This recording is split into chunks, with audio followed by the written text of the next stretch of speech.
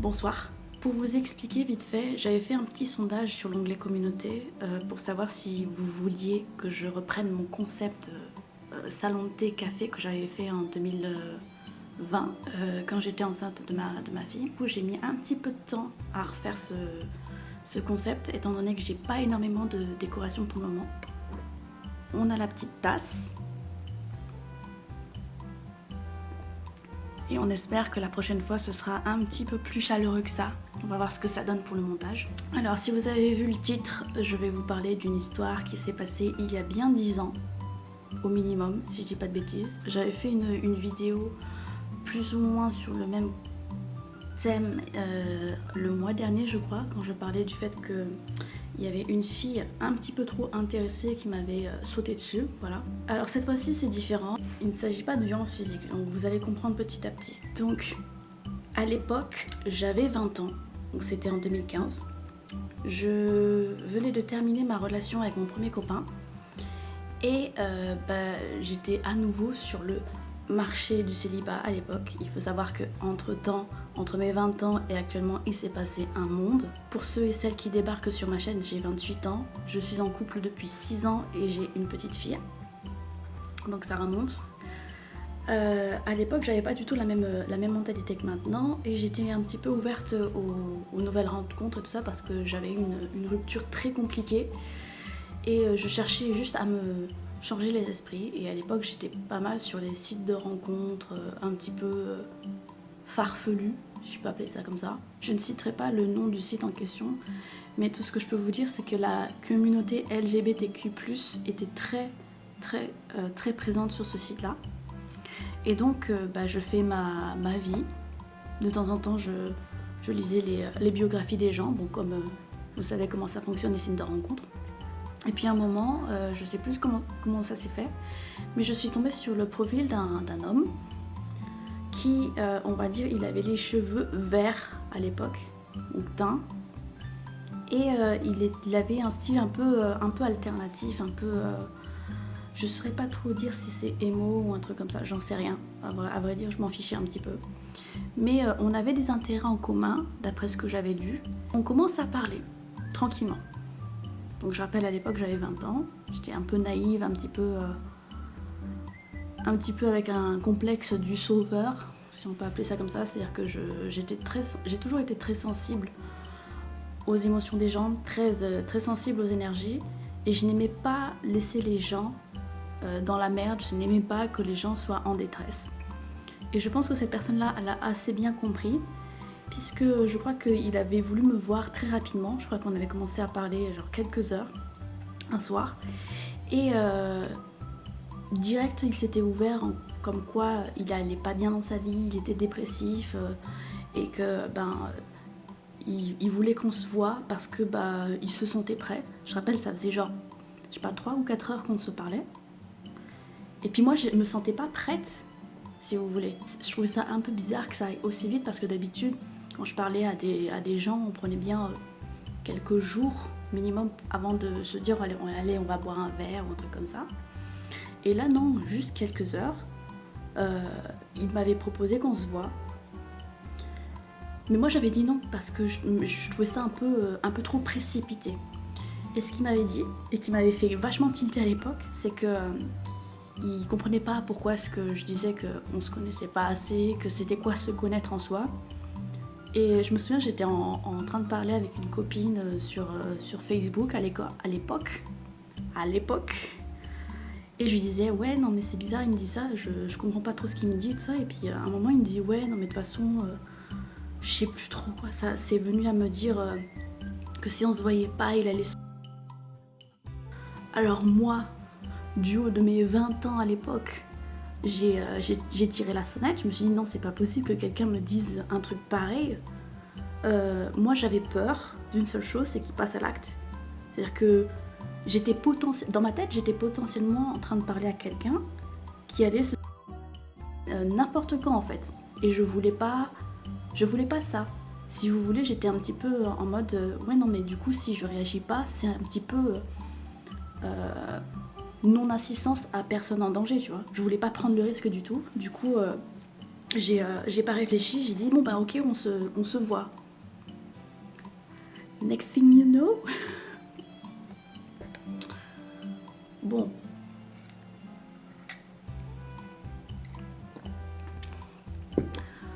À l'époque, du coup, on vivait tous les deux dans la même ville. Ça s'est passé à Montpellier. Je peux en parler maintenant parce que c'était quand même il y a 10 ans et puis je n'ai plus jamais parlé à cette personne-là. C'est une histoire qui a duré 3 jours. 3 jours à parler avec ce mec. Voilà. On s'est quand même vu. Je suis allée chez lui parce qu'il m'avait donné son adresse et j'avais cherché sur Google et trucs comme ça. Il m'a fait sembler quand même que j'avais donné l'info à ma copine de l'époque pour lui dire si jamais tu n'as pas de nouvelles de moi à partir d'une certaine heure, soit tu m'appelles, soit tu débarques chez moi, tu vois. Donc elle était au courant que je devais le voir. Et du coup, en fait, quand je suis arrivée, c'était comme si c'était pas du tout la même personne, tu vois, parce qu'à l'écrit, c'était quelqu'un qui était très instant. Il disait les trucs très très vite fait, très très spontané, genre limite waouh, ça fait paf paf paf dans tous les sens. Et je me suis retrouvée avec cette personne-là, donc c'était pas un catfish. C'est-à-dire que il ressemblait bien à ses photos et tout ça, mais il était excessivement calme. Genre comme s'il n'y avait jamais eu de détresse ou d'appel au secours ou quoi que ce soit. Et du coup, j'étais en mode, quand même. Parce qu'en plus de ça, il m'avait dit il avait un problème avec sa jambe, comme quoi il pouvait pas marcher. On va y revenir tout à l'heure à ce propos-là. Et donc, non, bah du coup, je suis restée, on a discuté. Il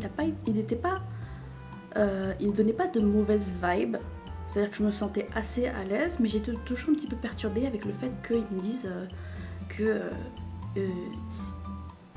enfin, pour moi, c'est pas normal de parler de aussi facilement, tu vois. Personnellement, j'ai déjà fait des tentatives quand j'étais plus jeune. Je n'ai jamais appelé à l'aide. C'est-à-dire que pour manifester mon mal-être, en fait, je faisais, tout simplement. Jamais j'en parlais à des gens. En fait, voilà, c'est un peu particulier, je pense que c'est un sujet assez tendu, mais je ressentais pas ce mal-être vis-à-vis de cette personne-là, donc j'étais en train de me demander s'il n'était pas en train de me raconter des cracks. Et je me souviens que j'avais raconté vite fait, je lui avais demandé, oui, mais en fait, bah ouais, non, mais j'étais vachement inquiète et tout. Le mec, on me rappelle, ça fait même pas 24 heures qu'on se connaissait, tu vois. Genre, déjà, je trouve ça assez bizarre parce que même moi, sans avoir eu cette sonnette d'alarme ni quoi que ce soit, jamais je me serais rendue chez quelqu'un que je connais à peine, ni d'Adam ni d'Ève, comme ça en fait, jamais. Donc j'avais 20 ans, c'est un truc qui ne se reproduira jamais. Si un jour je redeviens célibataire, ce genre de bail, c'est absolument à proscrire. Si je pouvais retourner dans le temps pour aller parler à Aileen du passé, je lui dirais de ne pas aller voir ce mec-là. Parce que même s'il n'était pas dangereux, c'était quelqu'un d'extrêmement manipulateur. Et quand je vous dis ça, c'est qu'il m'a fait croire ça, probablement parce qu'il sentait que j'étais quelqu'un d'être très empathique. Mais en plus de ça, bon, j'ai passé un moment chez lui, je suis retournée chez moi. Et puis il s'était proposé de venir chez moi pour manger une pizza ou un truc comme ça, passer la soirée chez moi. Parce que bon, ça devait être l'un ou l'autre. Mais il m'avait dit qu'il avait du mal à marcher. Sauf que je sais plus trop ce qui s'est passé, je crois que j'avais pas cru ou un truc comme ça. Il a quand même marché de l'arrêt du bus jusqu'à chez moi. Il y avait à peu près une demi-heure de marche. Sans se plaindre, sans quoi que ce soit, vraiment tout seul. Hein. Donc pour quelqu'un qui a un handicap, moteur, du pied, à mon avis, il y avait un gros tissu de manchon derrière. Après, je ne lui ai jamais parlé de ce genre de choses. Bon, la soirée se passe. Pas de red flag ni quoi que ce soit. Bon, tranquille. On parle. On arrive à la fin de la soirée. Et comme de par hasard, les trams, les transports ne passent plus. Parce qu'il est beaucoup trop tard pour aller prendre je ne sais plus quel transport pour rentrer chez lui. Est-ce qu'on s'en douterait pas un petit peu, en fait ?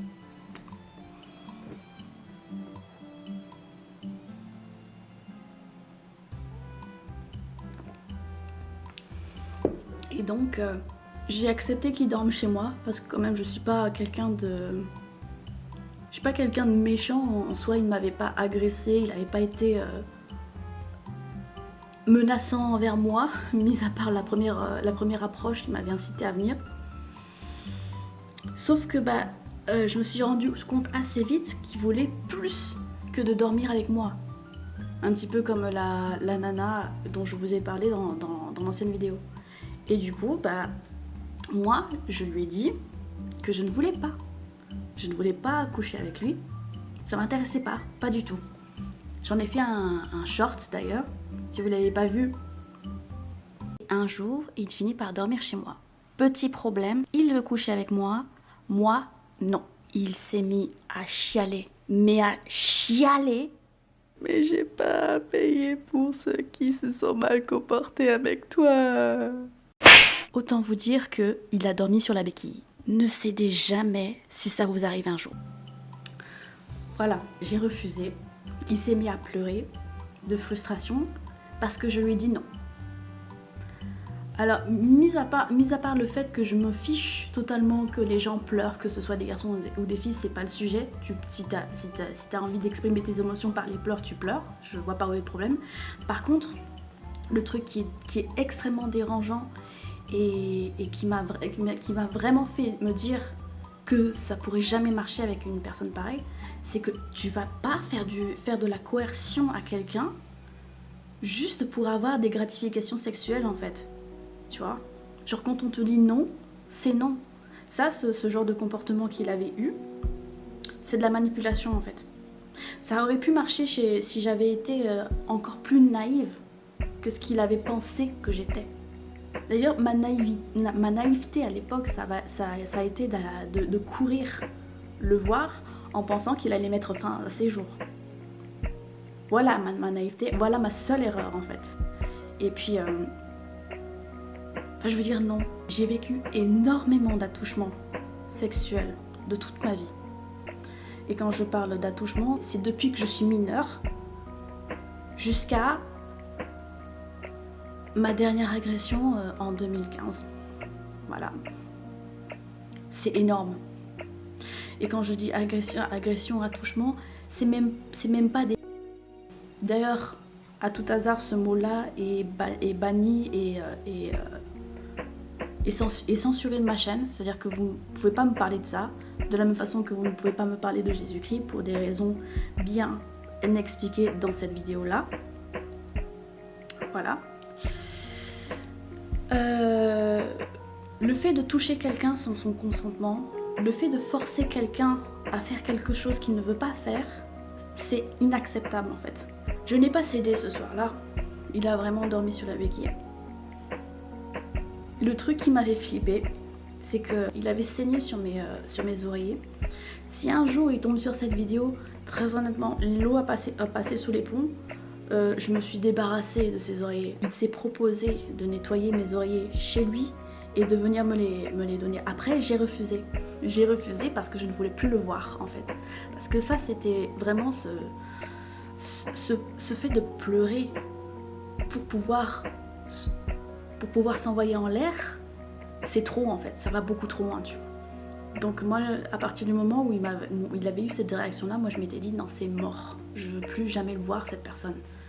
Et j'avais un petit peu peur, c'est qu'il me relance par la suite. Comme quoi il voulait peut-être me revoir ou des trucs comme ça. Ça n'est pas arrivé, heureusement.